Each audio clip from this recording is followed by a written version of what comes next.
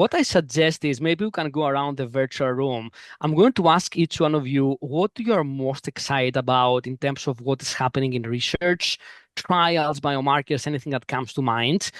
So we can close with that future direction note. Betty, I will start with you. Okay. There's a lot I'm excited about, but I'll just pick one so that in the interest of time. I am really excited about the V940 personalized neoantigen therapy, which is essentially an mRNA vaccine that's personalized to a patient's tumor and it's being tested. We have it in trials at Fox Chase in adjuvant renal and bladder. So the melanoma data for that were compelling. I'm glad it's broadening out to GU cancers. Still very early, but excited about that. Very exciting indeed, Betsy. It's this, personalized immunotherapy approach, new antigens, definitely, worth seeing what these trials look like. Thank you for sharing this. Maybe I will go to Guru next. I guess, as you heard, there's many things to be excited about, including the advent of ctDNA to select patients for MRD. But I think that the most exciting things are the new drugs coming out with the new radioligand therapeutics and T-cell engagers. And I think that's the next class of agents that will bring the next wave of advances, I think, in the therapy for this disease and improve outcomes. Thanks, Guru. And of course, we need also some modern imaging, right, in bladder cancer that and that may be developed along with radioligand approaches. Very exciting to hear that. Thank you, Terry. Maybe we'll go with you next. Yeah, sure. I think that there's, we have a new standard of care now in the metastatic setting in the front line, and building on that is really important. So, what can we add to this regimen that will, have benefit without too much toxicity? I agree with you. Some of the biomarkers are going to be very important, looking at, for example, Nectin-4 PET or TROP2 PET or other ways to try and really classify who our patients are, really try and break them up. So we're not trying these one-size-fits-all approach for every patient with metastatic disease. There's other, more interesting sort of novel things. There's TGF-beta inhibitors. There's an AbbVie compound that looks at that we're about to open a trial of that looks interesting and might resensitize cells to immune therapy.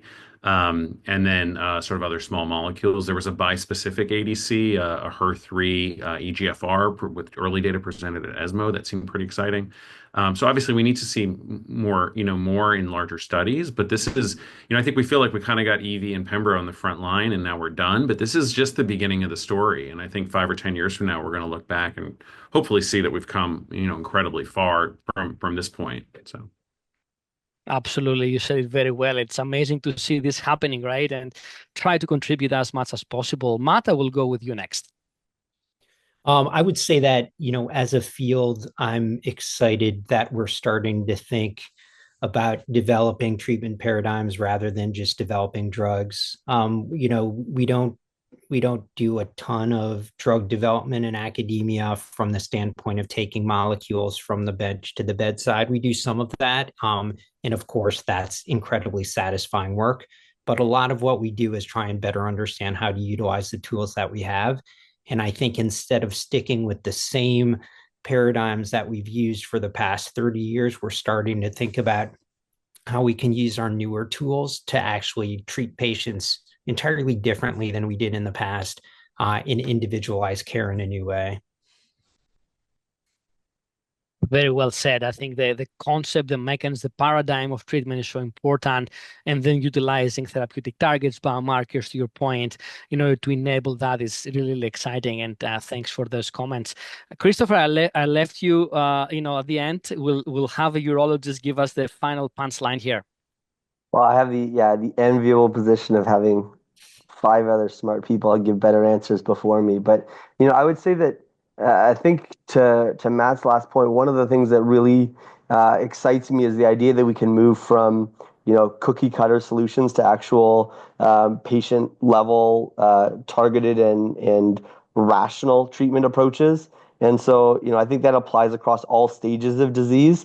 And I think that's really exciting. One of the reasons as a urologist, I show up at all of the quote unquote med-onc meetings is because it's always an insight into where we are headed, right? Things that start second, third line usually migrate to first-line metastatic and then migrate into earlier spaces and localized disease. And so I think for me in the urology space, the opportunity to use drugs that have such enormous proven benefit in patients with metastatic disease with the goal of like true cure for patients who are curable is a really exciting opportunity. And I think as part of doing that, understanding patients' diseases better, both imaging perspectives and biomarker perspectives, to really, know what we're treating and then treat it in a rational and sensible way, such that we can, expect better results than we've historically seen.